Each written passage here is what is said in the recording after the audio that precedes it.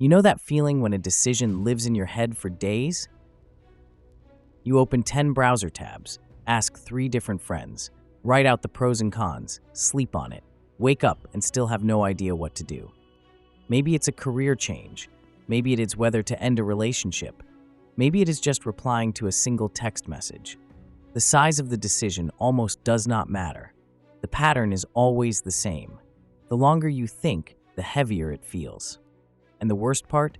You cannot even explain why this is so hard. From the outside, it looks simple. Just pick something. Just decide. But inside your head, it feels like every option leads to disaster. Like one wrong move will ruin everything.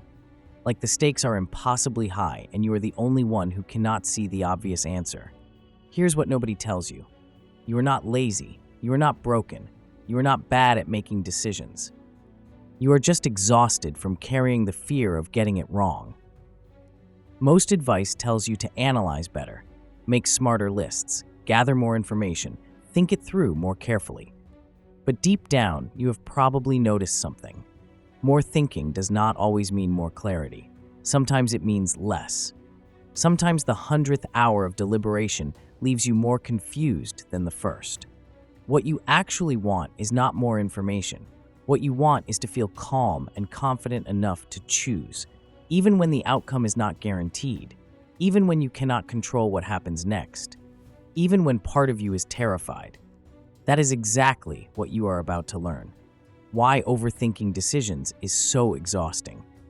How fear and the illusion of control keep you paralyzed, and how to build a kinder, more trusting way of deciding that actually fits the life you want to live.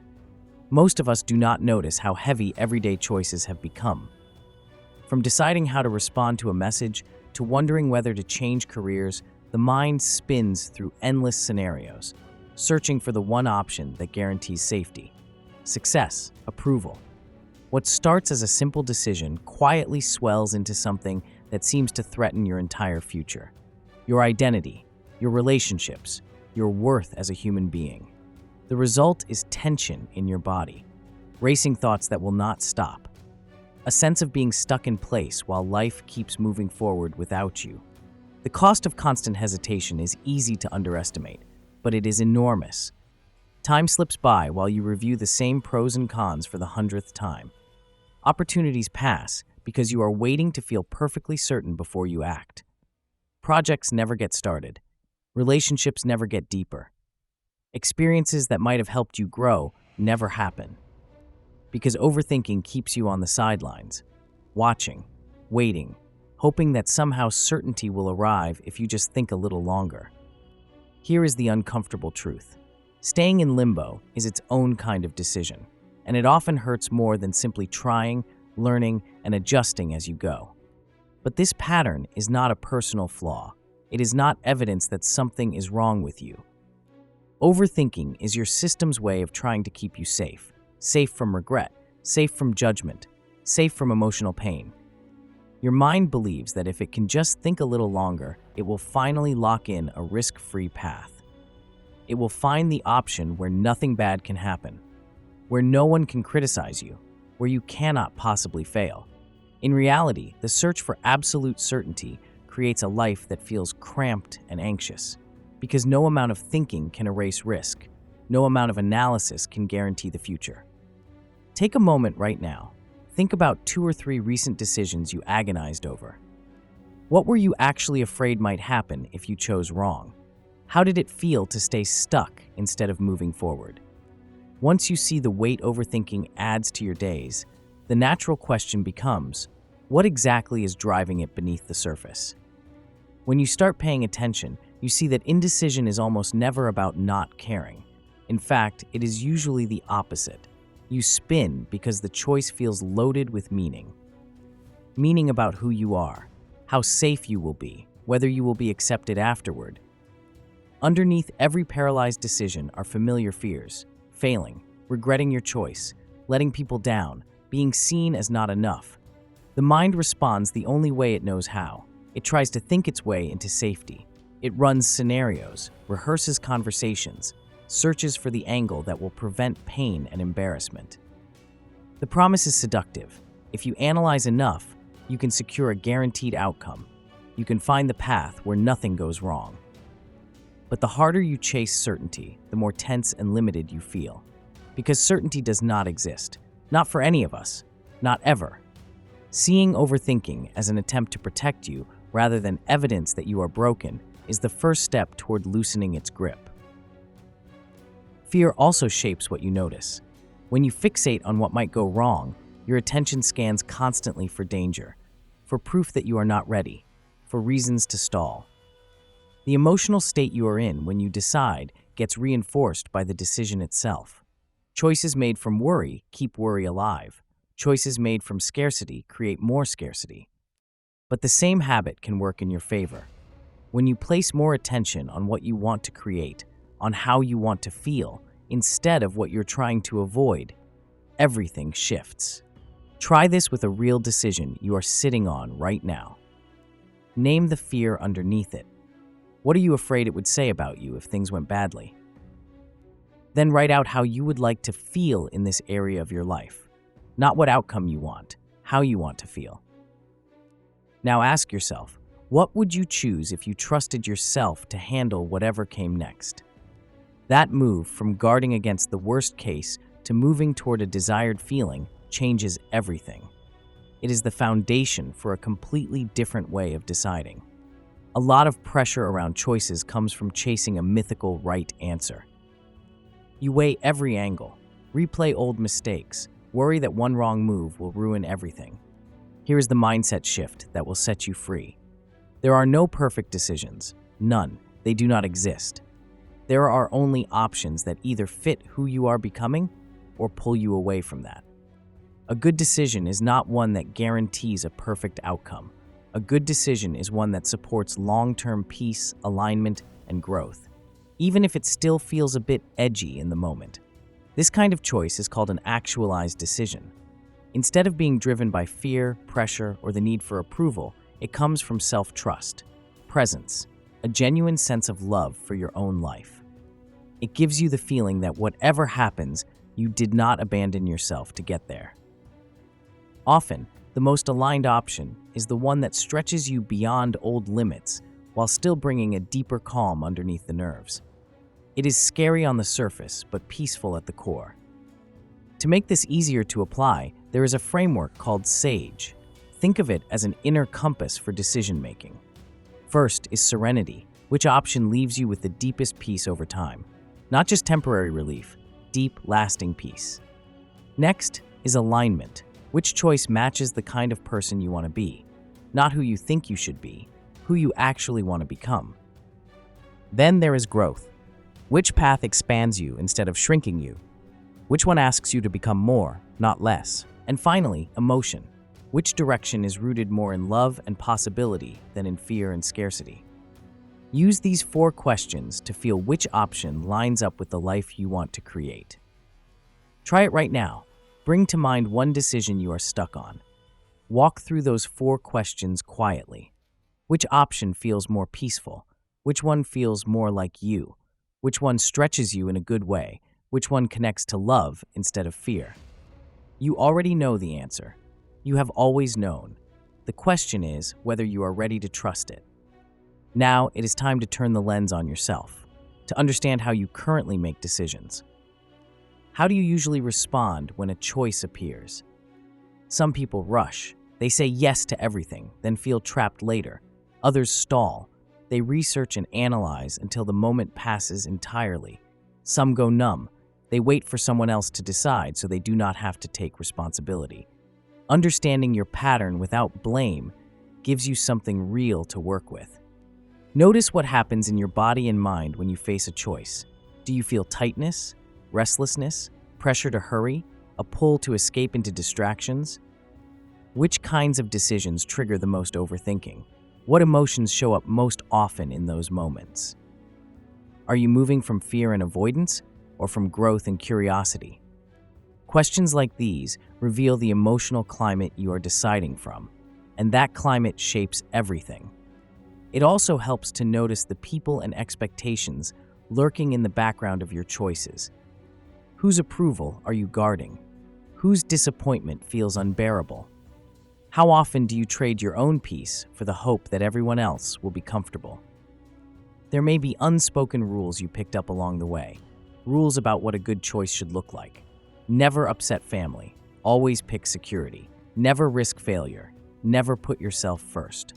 Think about one recent situation where you felt stuck. Write out what you did, how you felt, and which invisible rules seemed to be running the show.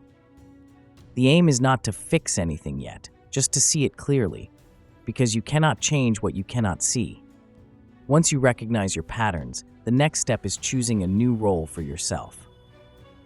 Instead of being someone who reacts to fear, pressure, and old rules, start seeing yourself as the architect of how you decide. Let the question shift. Stop asking, what should I pick? Start asking, who do I want to be while I am choosing? That identity level shift is the heart of everything. It is not about making better decisions. It is about becoming someone who makes decisions differently. A big part of this is returning to your own inner sense of truth. Remember times when deciding felt clear and steady, when you did not spiral, you just knew. What were you listening to in those moments? A quiet sense of truth, a pull toward growth, a feeling of this fits. Picture what it would be like to make choices without fear and judgment steering the process. Decide how you would like to feel during and after important decisions. Then begin loosening the old beliefs that keep overthinking in place. Question ideas like, I should always pick the safest option, or my value depends on getting it right. Explore how your life might change if you prioritized growth over applause, if you treated external results as side effects of inner development instead of the main goal. Ask yourself how you would choose if nobody ever praised or criticized you again, if time did not feel so scarce, if failure was just information, not identity. Then rebuild self-trust piece by piece. Identify the early signs that you are abandoning your truth in a decision. Rehearse responding to disappointing outcomes with flexibility and compassion instead of self-attack. Create an image of your actualized self, the most grounded and aligned version of you. Write down the criteria that version would use when choosing. As a final step, write a few statements that make this concrete. From now on, I allow myself to choose based on how I feel, not just what looks good. I no longer need to have everyone's approval before I act. I trust myself to handle whatever comes next. Put this new way of deciding into clear commitments you can return to. When overthinking flares up, you need more than good intentions. You need a practical framework you can actually use. That is what the trust framework is for. Each letter walks you through a specific move you can make when you are spinning through what-ifs and cannot feel your own clarity anymore. T stands for take 5 deep breaths. This pause settles your body and pulls your nervous system out of alarm mode. You cannot make a good decision while you are panicking. Breathe first. R stands for reveal the root decision. Name the exact choice in one clear sentence. Not the swirling mess of anxiety, the actual decision. This makes everything feel more manageable immediately. U stands for uncover the fear and its cost. Ask yourself what you are afraid might happen if you choose wrong. What would that mean about you? And how has carrying this fear already shaped your life? Once that is on the table, move to S. Shift from fear to intuition. This is where the SAGE framework comes in. Which option leads toward long-term peace, alignment, growth, and love? Even if it still feels bold? The final T stands for take the smallest possible action. Shrink the decision down to one concrete step you can take today. You do not have to change everything overnight. Just choose one tiny move that supports the direction you have picked. Then notice how it feels and what it shows you about your patterns. Big ideas about self-trust are helpful, but the real shift happens in small moments where you actually choose differently.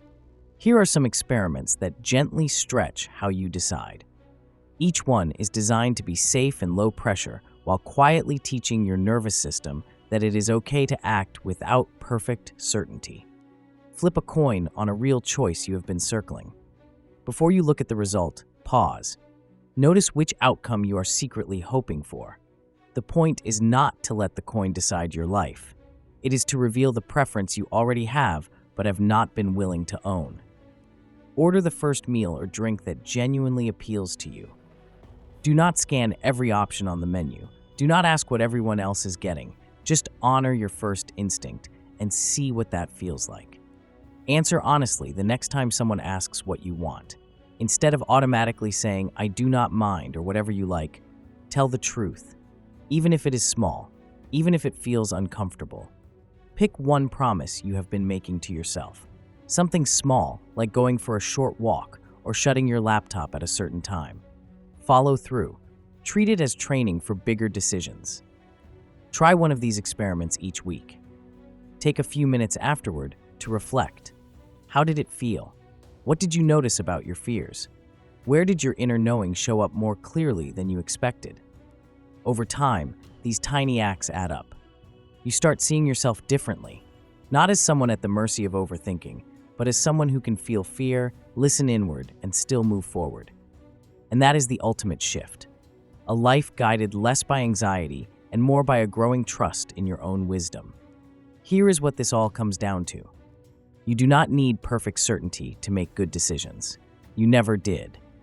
What you need is self-trust, a clearer sense of who you want to be, and a few simple practices you can rely on when your mind starts to spin. By seeing how fear and old rules shape your choices, using alignment as your compass, and experimenting with small, brave actions, you can transform everyday decisions into chances to grow. Every choice becomes an opportunity, not to get it right, but to become a calmer, more confident version of yourself. The overthinker in you is not your enemy. It is a part of you that has been trying to keep you safe in the only way it knew how. Now you have a better way, a kinder way, a way that leads somewhere you actually want to go. The next decision you face, remember this: you already know more than you think you do.